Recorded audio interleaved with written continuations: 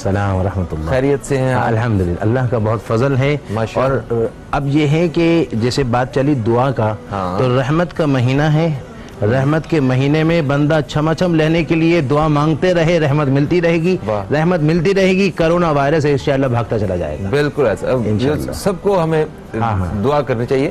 بلکہ دعا کے حوالے سے یہ بھی کہتے ہیں کہ اگر کچھ 40 لوگ اکٹھے دعا کریں تو ان میں کوئی نہ کوئی ایک شخص ایسا ضرور موجود ہوتا ہے جس کی دعا رد نہیں ہوتی ہے. اصل میں یہ ایسا ہے کہ حدیث شریف میں آتا ہے جہاں 40 مومن ہوں. دیکھیں اصل بات یہ کہ لوگ تو سب ہوتے ہیں, دعویٰ ایک ہوتا ہے کہ بندہ اپنے آپ کو مسلمان کہے اور زبان سے کلمہ پڑھے, مگر اصل میں مومن تب ہوتا ہے جب وہ اپنے رب کو بھی مانتا ہے اور رب کی بھی مانتا ہے.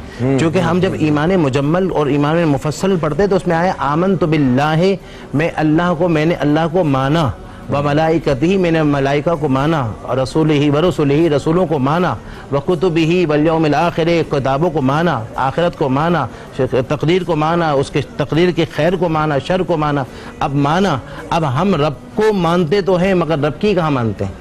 تو اب اس صورت میں پہلے تو یہ کہ وہ 40 مومن جو صحیح معنی میں جن کے اندر حلاوت ایمانی ہو اور وہ مومن جمع ہو, تو حدیث شریف میں آتا ہے وہاں اس میں ایک اللہ کا ولی ہوتا ہے. اور جب وہاں وہ دعا کرتا ہے تو اللہ کا ولی وہ ہوتا ہے کہ حدیث شریف میں آتا ہے کہ لئن سألنی لأعطینہ, کہ اگر وہ مجھ سے سوال کرے, وہ اتنا میرے محبوبیت کے درجے پر ہوتا ہے کہ اس کو میں رد نہیں کرتا, اس کی دعا ضرور قبول کرتا ہوں. تو اس لیے یہ آیا کہ 40. اب جب 40 کی بات چلی تو یہاں ایک اور دعا کا مانگنے کا ایک طریقہ بھی عرض کروں. اگر بندہ چاہے کہ دعا جلدی قبول ہو جائے اور رب تعالیٰ مان جائے, اس کا ایک بہترین طریقہ یہ کہ دیکھیں سب سے زیادہ عبادت میں سب سے بڑا درجہ نماز کا ہے. ساری عبادتوں میں روزہ, زکوٰۃ, حج, فرض جو بھی جتنے بھی ہیں سب میں بڑا درجہ نماز کا ہے, اور نماز میں سب سے بڑا درجہ جو ہے وہ سجدے کا ہے. حدیث شریف میں آتا ہے جب بندہ نماز پڑھتا ہے تو سارے گناہ اس کے جسم کے سر پر جمع ہو جاتے ہیں. جسم کے اعضاء کے جتنے گناہ وہ سارے صغیرہ گناہ سر پر جمع ہوتے ہیں, اور جب بندہ سجدے میں جا کر سر رکھتا ہے سارے گناہ گر جاتے ہیں. تو اب وہ سجدے میں جب جاتا ہے تو سجدہ سب سے زیادہ قرب الہی کا درجہ ہوتا ہے.